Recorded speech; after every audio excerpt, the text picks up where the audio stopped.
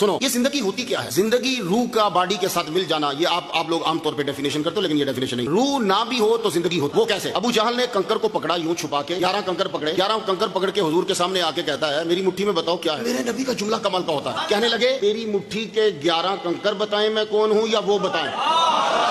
جملہ سنا کہ تیری مٹھی کے 11 کنکر بتائیں، یعنی بتا بھی دیا اور اس کو ششو پنج میں ڈال بھی دیا۔ وہ پریشان ہے، پھر کہہ رہا وہ بتائیں، کیونکہ نبی کا گستاخ ہوتا ہی بے وقوف ہے۔ وہ تو چپ، نبی جب کہہ رہا 11 کنکر تو چپ ہو جا، کہتا جی وہ بتائیں۔ مٹھی بند تھی، کنکروں نے اندر سے بولا، حضور نے فرمایا بولو جو شے مٹھی میں ہے بولو میں کون ہوں؟ تو انہوں نے بول کے کہا آپ اللہ کے سچے رسول ہیں۔ اس نے یوں مٹھی کھول کے چھوڑ دیا، کنکر نیچے گر گئے۔ اس خبیث کے ہاتھ میں رہتے تو نحوست کے اندر رہتے، کفر کے سائے میں رہتے، شرک کے سائے میں رہتے۔ نبی کا کلمہ پڑھا تو شرک کے سائے سے آزاد ہو۔ ذکر کرتے رہو، نبی کا نام لیتے رہو، یہ دوزخ، یہ دنیا، یہ ہر شے تمہیں آزادی مل جائے گی۔ اب مجھے تم بتا دو کہ پتھروں میں زندگی ہوتی ہے؟ نہیں ہوتی، ان میں روح نہیں ہوتی، لیکن روح نہیں ہے زندگی ہے۔ جو کام میں کرتا ہوں وہ کنکروں نے کیا، پتہ چلا کہ روح حیات کی خالق نہیں ہے، جس میں روح نباتاتی بھی نہیں، حیوانی بھی نہیں، انسانی بھی نہیں، لیکن زندگی ہے۔ تو پتہ یہ چلا کہ حیات کی خالق روح نہیں ہے، حیات کا خالق اللہ ہے۔ اب توحید والا سمجھنا کون ہے؟